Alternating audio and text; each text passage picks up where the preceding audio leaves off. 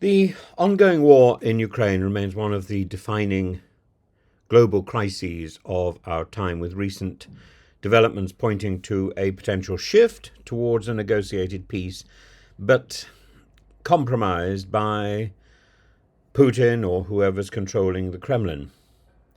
Keir Starmer has taken a lead in advancing Western efforts to secure a ceasefire, emphasizing the necessity of military preparations and a coordinated international response. However, the road to peace is fraught with complications, not least of which is Putin's continued pursuit of territorial gains and Zelensky's insistence on fighting on a firm security guarantee for Ukraine to ensure that the future is safe, that it's not just another document like the Minsk documents that means nothing, that can be easily overridden by Russian troops.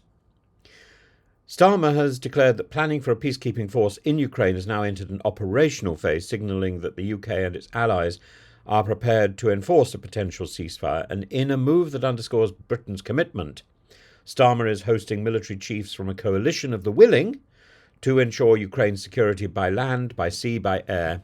And the Prime Minister has stated unequivocally that the West won't sit back and wait for Putin to act, and that strategic preparations must continue irrespective of Russian delay tactics or concerns about boots on the ground. While Starmer's proactive approach aligns with European interests, questions remain about the extent to which this force will be backed by NATO and by the United States, and the absence of a firm American security backstop raises doubts about the long-term viability of this initiative. Additionally, concerns persist over the legal basis for deploying peacekeeping troops, as well as which nations will provide them and under what mandate they would operate. Despite diplomatic overtures, Putin remains resolute in his territorial ambitions. In fact, his ambitions haven't changed since the day he ground his tanks into Ukraine, threatening Kyiv itself. The Kremlin has signalled willingness to engage in ceasefire discussions, but only under conditions that are unpalatable to Ukraine and to its allies. In fact, a demand that the Baltic states renounce their NATO membership immediately. This is simply absurd.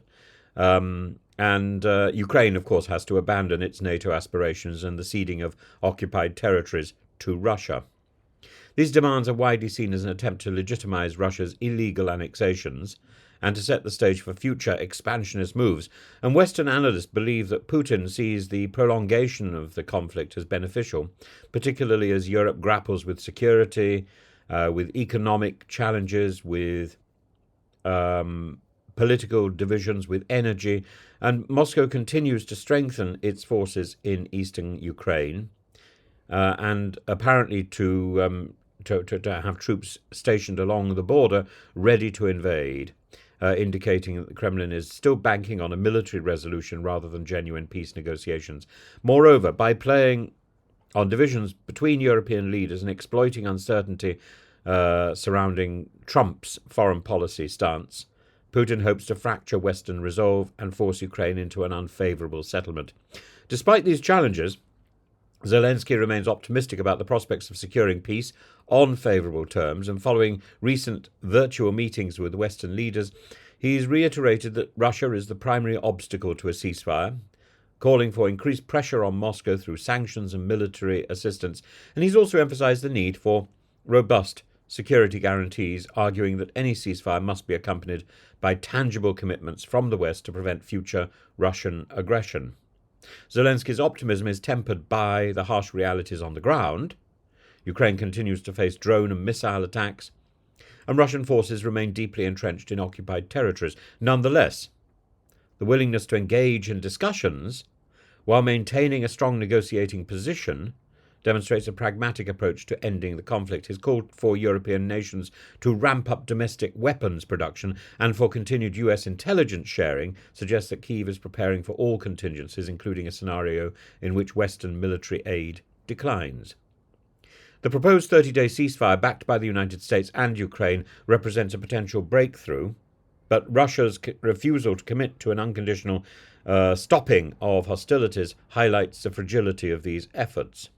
Western leaders, including Starmer and Emmanuel Macron, have made it clear that further pressure will be applied if Moscow doesn't engage in good faith negotiations, yet without concrete enforcement mechanisms. The risk remains that Russia could use any pause in fighting to regroup and rearm, particularly if a ceasefire means that money that is withheld in, for example, Ireland or Britain is made available to Russia again in the immediate future. Starmer's push for multilateral peacekeeping is an ambitious attempt to solidify a post-war security framework for Ukraine, but the effectiveness of his initiative will depend on several factors.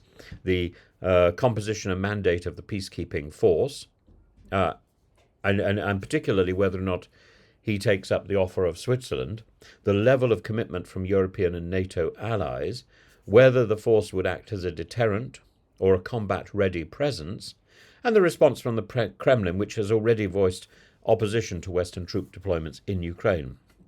As the situation unfolds, the international community faces a pivotal moment in the war. Starmer's leadership in pushing forward a peacekeeping initiative reflects the UK's determination to support Ukraine, yet the absence of firm US backing raises uncertainties. Putin remains defiant, leveraging the war to consolidate power to push territorial gains. Meanwhile, Zelensky walks a fine line between optimism and strategic caution, balancing diplomatic overtures with military preparation. The coming weeks will be critical in determining whether peace is truly on the horizon or if this conflict is destined to drag on indefinitely. The coalition of the willing must now prove that it has resolve, as well as the capability to turn diplomatic declarations into actionable security guarantees, for without enforcement, peace is just a distant prospect.